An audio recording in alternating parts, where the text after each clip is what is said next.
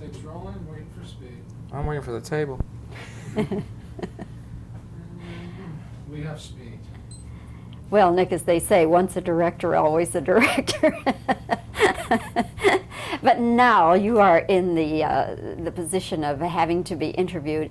And first of all, let me say how much I enjoyed Volunteers. Thank you very much. Good film. Should, be a real audience picture, I think. And of course, I'm a member of the Tom Hanks fan club. I think he is just a delightful young actor.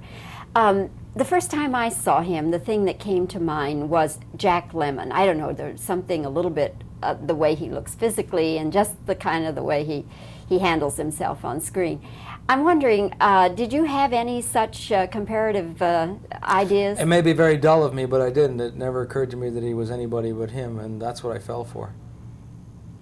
I've heard a lot of people say since that he reminded them of young Jack Lemmon, and I thought, oh, stupid of me to have missed that. Yeah, I can see that sort of.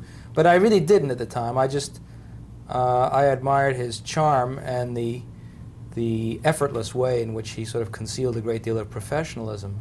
And in this movie, in Volunteers, he reminds me of Cary Grant. That's the one I keep thinking of when I see him, because he plays this very suave, sophisticated man in a white dinner jacket who talks his way out of anything. You know, Nick, what impresses me about him is the fact that I don't ever think he's trying to be funny. And there are other people I see on screen who are funny, but I really get the feeling that they're trying and they're having to work at it. Gee, I hope that's not my film.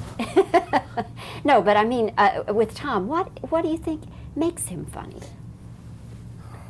Well, for one thing, and I don't know if it makes him funny, but he has a lot of technique. He is a professional stage actor. He was trained on the classics. He would do Shakespeare like a shot if he would get the chance, because that's what he knows first, best, and loves most.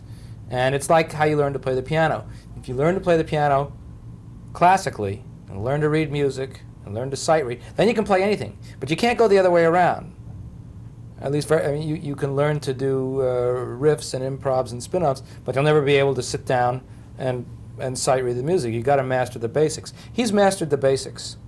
And it gives him a lot of technique, and part of technique is learning to conceal what you're doing, and the effort that you speak of, which is so conspicuously absent in his work, I think is a result of technique that teaches you to conceal effort.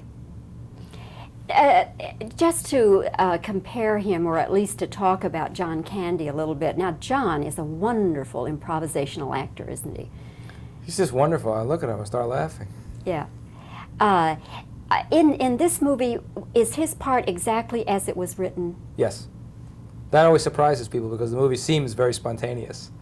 But in fact, every movie that I've ever worked on, all four of them, we rehearsed them first, not on the set, before we ever started. This movie was rehearsed in an Elks Lodge in Los Angeles. And it's tricky with a comedy. You don't want to over-rehearse it, because then it starts to get stale.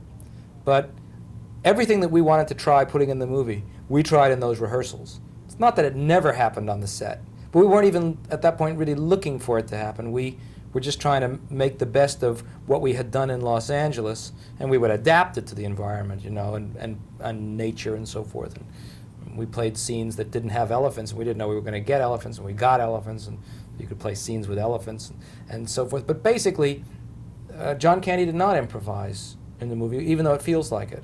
And ditto Tom. They all contributed lines to the script, but it was all earlier. It was back in Los Angeles.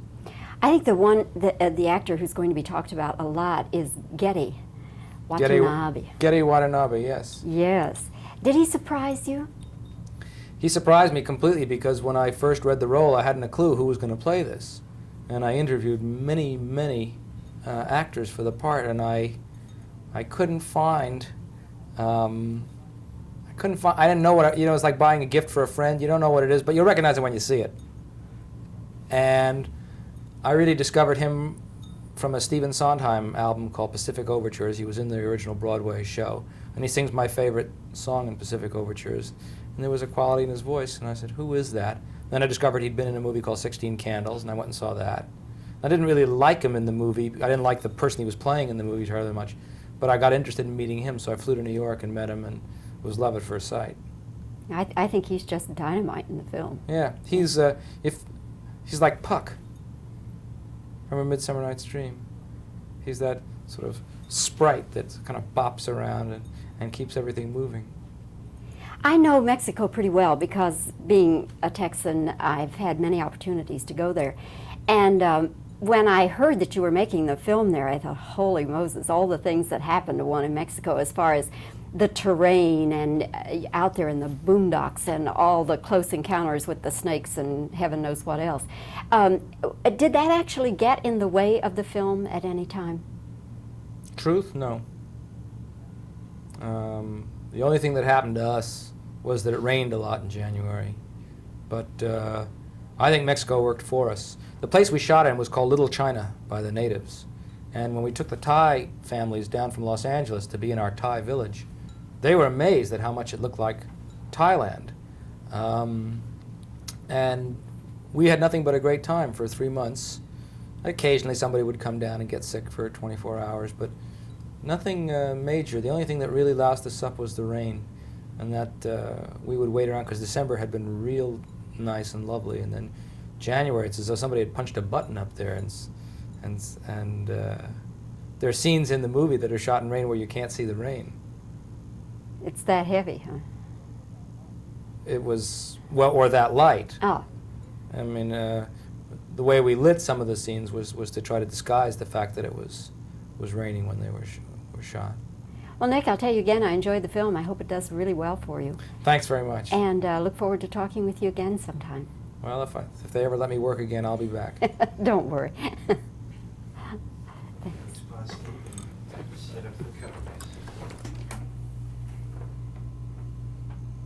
we have speed.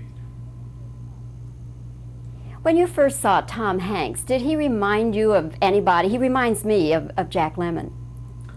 In retrospect, I now realize that I'm stupid not to have recognized that Tom Hanks reminds a lot of people of Jack Lemmon. That's fine. He never reminded me of Jack Lemmon. Okay, whoa.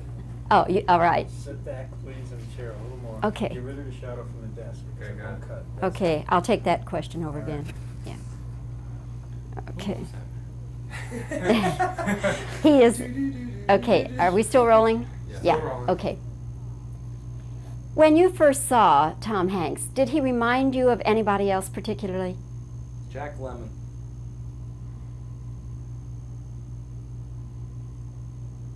He reminded me of the young Okay. Jack Lemmon. All right. A little bit of Greta Garbo thrown in. What is it that makes Tom Hanks so funny, do you think? He concentrates real hard on being who he's supposed to be as opposed to trying to make you laugh. Okay, that's fine, all right. Was the John Candy role played exactly as written, or did he improvise a lot?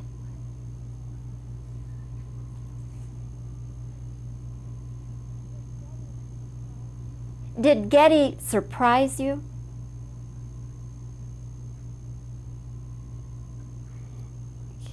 All right. Did you have a lot of problems working in Mexico, what with people coming down with the virus, as they call it?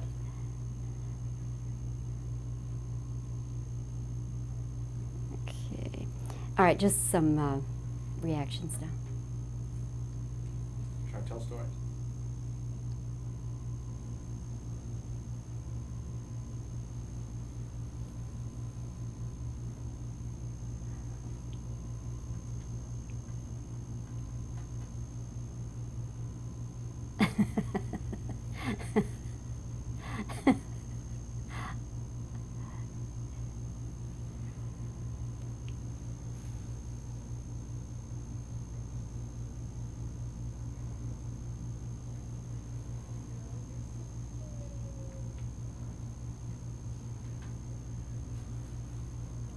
Okay. I think I see what they mean when they say this